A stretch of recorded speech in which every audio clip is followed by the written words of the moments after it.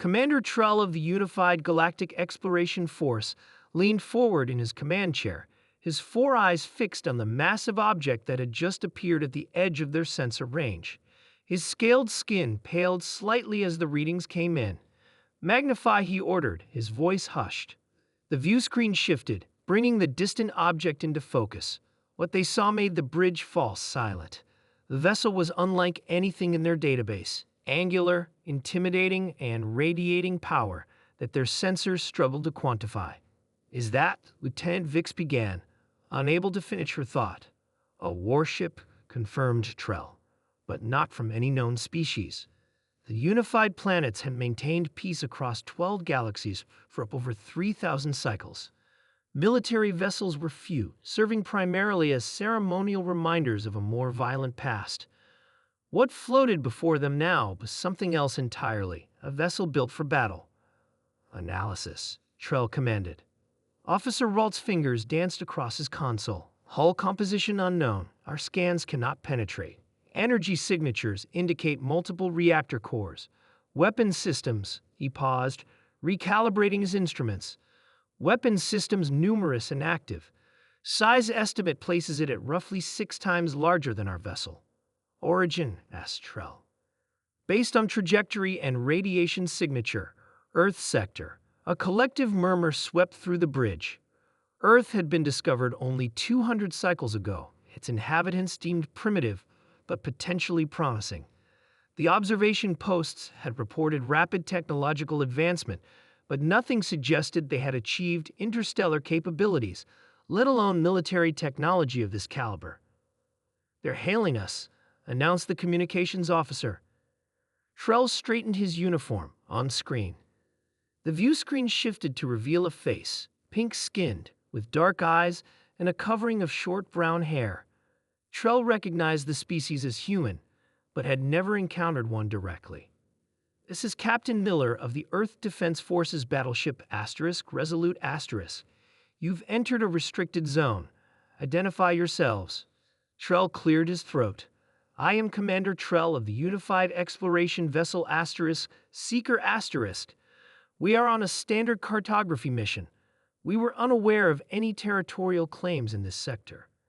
The human's expression remained neutral. This system was colonized by Earth 3 years ago. Your database must be outdated. Trell exchanged glances with his second-in-command. Their records showed no human colonies beyond their home solar system. Something was very wrong. "Captain Miller, our most recent data indicates human civilization has not yet achieved practical interstellar travel." A slight smile crossed the human's face. "Your information is incorrect. We developed the Hawking Drive 30 years ago. We've established colonies in 12 systems." "Impossible," whispered Ralt, though his voice carried in the silent bridge. "The energy requirements alone would. Your species relies too heavily on antimatter confinement." Miller interrupted, having heard the whisper through the communication channel. "Inefficient. We found another way." Trell felt a chill run through his body. The unified planets prided themselves on their technological superiority, particularly in propulsion systems. To be so casually dismissed was unsettling. "Captain Miller, if I may ask, why build such a vessel? The galaxy has been at peace for millennia." Miller's expression darkened slightly. "Commander Trell, humanity's history is written in conflict. When we reached for the stars, we did so knowing we might not be alone, and that not everything in the dark is friendly." As if to emphasize the point, the massive ship adjusted its position, bringing more of its weapons arrays into view. The movement was precise, controlled, a subtle demonstration of capability rather than an overt threat.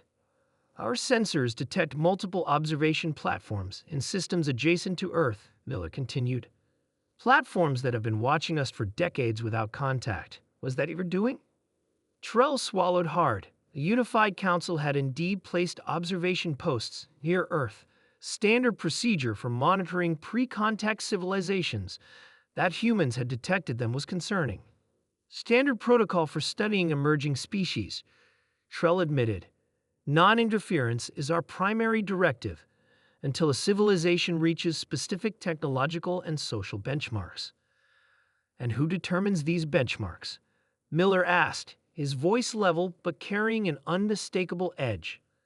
Before Trell could answer, his tactical officer interrupted.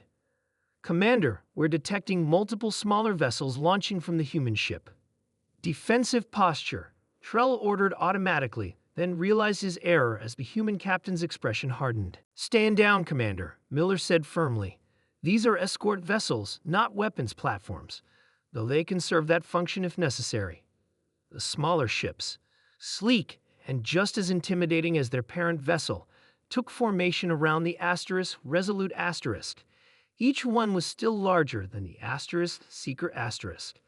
"Captain Miller," Trell said carefully, "I believe there has been a significant misunderstanding. The unified planets would welcome formal contact with Earth.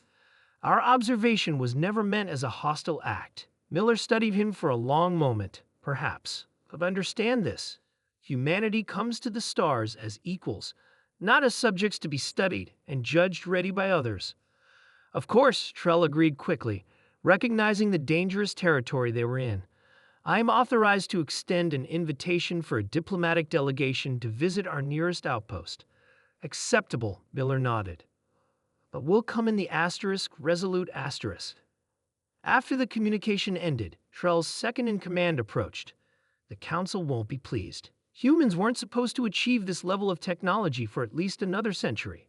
"The Council," Trell replied grimly, "will need to adjust their expectations. We've discovered, or rather been discovered by, something unprecedented." As the Seeker escorted the human battleship toward the diplomatic outpost, the crew couldn't help but stare at the massive vessel trailing behind them. Its presence changed everything they thought they knew about the galaxy's power structure. Humanity had arrived on the galactic stage not as supplicants seeking admission to an established order, but as a fully armed power demanding recognition. The Council would have to adapt. The age of comfortable superiority had ended the moment the Resolute Asterisk appeared on their sensors. Trell had a feeling the galaxy would never be quite the same again.